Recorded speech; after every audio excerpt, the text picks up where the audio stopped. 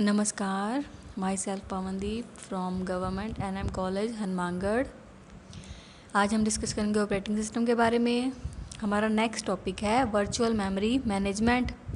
Virtual memory होती क्या है? Virtual memory is a technique that allows the execution of process that may not be completely in memory. मतलब ये एक ऐसी टेक्निक है जो उन प्रोसेस की एग्जीक्यूशन करती है जो कम्प्लीटली मेमोरी में नहीं होती। मतलब ये एक सपोर्टर की तरह मेन मेमोरी में यूज़ होती है। हमें पता है कि मेन मेमोरी का जो स्पेस होता है वो बहुत होता है। हम सोचते हैं कि जितना भी डेटा हम डालते हैं वो उसके लिए इनफ होती है स्पेस, बट हमारा डेटा कभी कभी जैसे करप्ट हो जाता है, इंटरप्ट हो जाता है, लॉस्ट हो जाता है, तो उसकी वजह यही होती है कि मेन मेमोरी उस डेटा को हैंडल नहीं कर पाती। हमारी जो भी स्टोरेज स्पेस होती है वो उसको रिकवर नहीं कर पाती है। हमारा डेटा इसी वजह से कई बार लॉस्ट हो जाता है, हमें मिलता नहीं है, या वो किसी तरह से करप्ट हो जाता है, उसमें किसी तरह से इंटरप्शन आ जाती है, या तो वो पूरा लोड नहीं हो पाता है। तो ये वर्चुअल मेमोरी क्या होती है? जो हमारा मेन मेमोरी होती है उसको एज ए सपोर्टर और स्पेस प्रोवाइड करवाती है ताकि जो डेटा है वो लोड कर सके। मतलब मेन मेमोरी की स्पेस जितनी भी है, हमारा जो सिस्टम है उसमें जो मेन मेमोरी है उसकी स्पेस जितनी है। मेन मेमोरी का काम क्या होता है? जो हमारा टेम्पररी डेटा होता है उसको सेव करना। मतलब कोई भी डेटा हमने सेव किया है वो टेम्पररी उसमें सेव रहता है।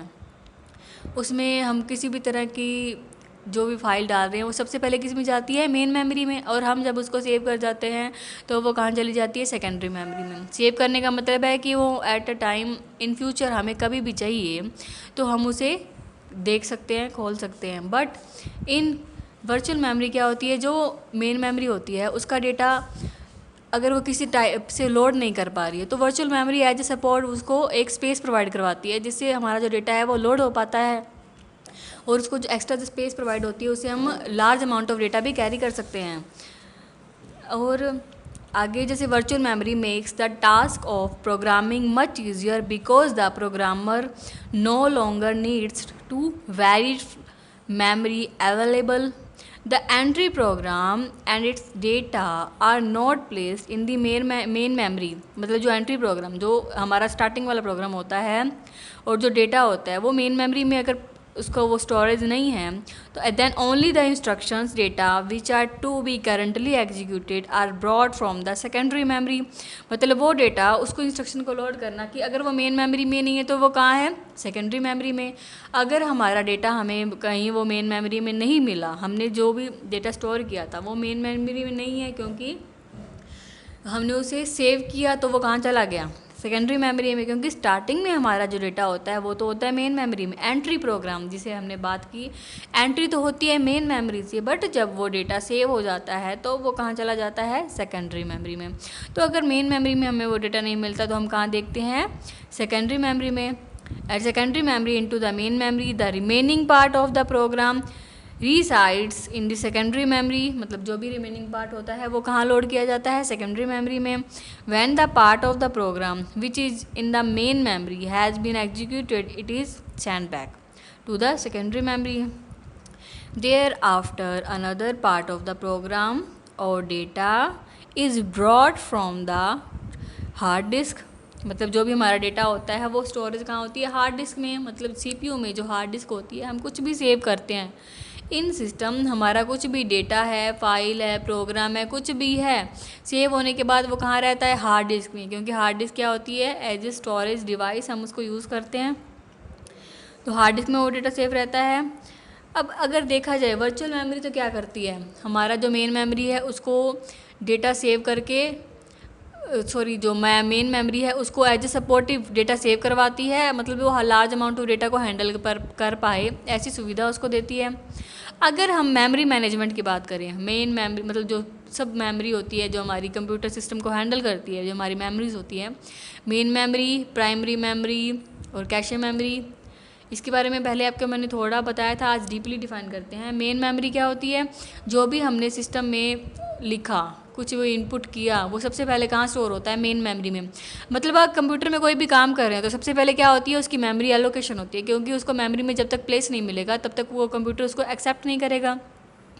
मतलब हमारा कोई भी काम है किसी भी तरह का, हम कोई फाइल बना रहे हैं, कोई पेंटिंग कर रहे हैं, कोई ग्राफिकली काम कर रहे हैं, अगर कैलकुलेटर से सिंपल अरिथमेटिक ऑपरेशन परफॉर्म करवा रहे हैं, तो सबसे पहले उनकी स्टोरेज होती है किसके थ्रू, उसके जो बाइनरी एड्रेस के थ्रू, मेमोरी एड्रेस के थ्रू, क्योंकि इसका एड्रेस क्या होता है, हमेशा मशीन लैंग्वेज मतलब बाइनरी लैंग्वेज में होता है, जो उसको वो सेव करता है।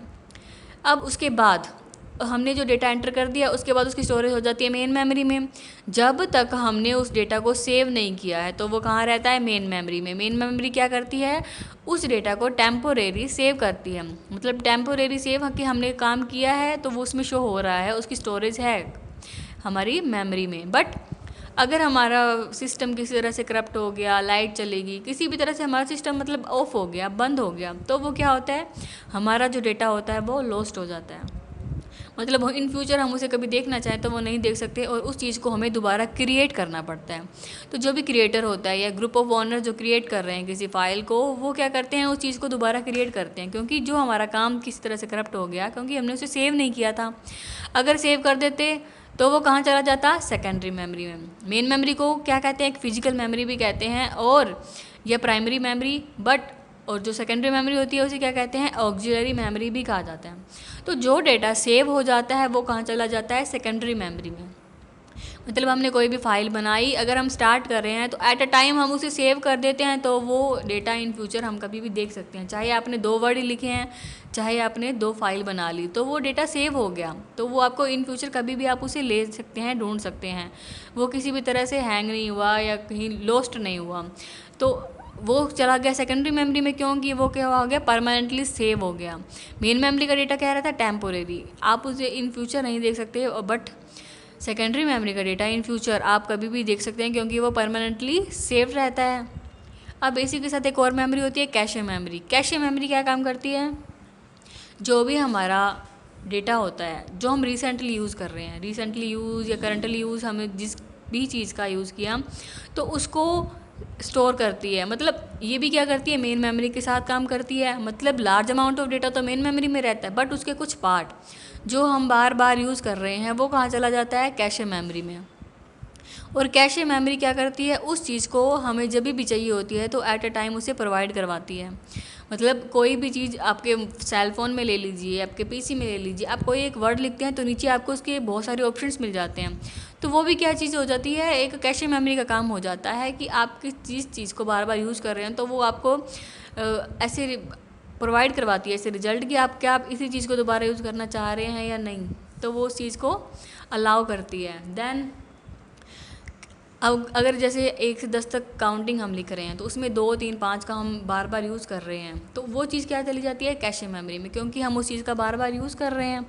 तो ऐसे जो करंटली हम डेटा बार बार यूज़ कर रहे हैं, तो वो चीज़ कौन प्रोवाइड करवाता है हमें, कैशे मेमोरी। ये किसके साथ काम करती है, मेन मेमोरी के साथ ही काम करती है, क्योंकि वो उसी के पार्ट ऑफ डेटा को अपने आप कलेक्ट करती है। क्योंकि मेन मेमोरी में तो डेटा लोड होने में टाइम लग जाता है, मतलब हम जो यूज़र है, क्रिएटर है, ये ग्रुप ऑफ ओनर्स जो भी काम कर रहे हैं, वो उस चीज़ को बार बार यूज़ करें, तो वो किस चीज़ में चली जाएगी, कैशे मेमोरी में, ताकि उसको एट अ टाइम जल्दी आपके जो टाइम है उसको सेव करने के लिए जल्दी प्रोवाइड करवाती है।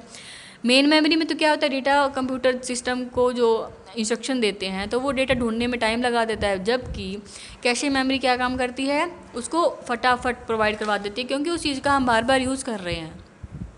सिस्टम ऑटोमेटिकली ये रिकॉग्नाइज कर लेता है कि हाँ इस चीज़ का बार बार यूज़ हो रहा है, तो वो चीज़ ऑटोमेटिकली कहाँ से हो जाती है, कैशे मेमोरी में। तो ये था memory management, main memory, secondary memory and cache memory. Main memory में हमारा डेटा टेम्पोरेरी सेव रहता है, हमें उसे इन फ्यूचर नहीं देख सकते, क्योंकि वो अगर किसी तरह से लॉस्ट हो गया, हमने सिस्टम बंद कर दिया, ये सिस्टम ऑटोमेटिकली बंद हो गया लाइट जाने के कारण या किसी भी रीज़न से, तो वो डेटा लॉस्ट हो जाता है। सेकेंडरी मेमोरी में जो डेटा होता है वो परमानेंटली सेव होता है, आप उसे इन फ्यूचर कभी भी देखना चाहते हैं तो आप उसे देख सकते हैं, उसका यूज़ कर सकते हैं, उसको शेयर भी कर सकते हैं। बट मेन मेमोरी में ऐसा नहीं होता। एंड कैशे मेमोरी में क्या होता है कि हम जो भी काम कर रहे हैं लेटेस्टली करंटली जो भी डेटा होता है वो सेव रहता है। मतलब एट अ टाइम आपको टाइम सेविंग के लिए इस चीज़ की मेमोरी का यूज़ करते हैं हम, और वो डेटा हमें टाइम सेविंग करके जल्दी प्रोवाइड हो जाता है। और वर्चुअल मेमोरी जो हमारा फर्स्ट कंसेप्ट था, virtual memory as a main memory की सपोर्टिव यूज होती है। इसमें कोई भी डेटा होता है तो सबसे पहले कहाँ देखा जाता है, मेन मेमोरी में, ठीक है। उसके बाद अगर वो नहीं मिलता तो वो कहाँ देखा जाता है, सेकेंडरी मेमोरी में।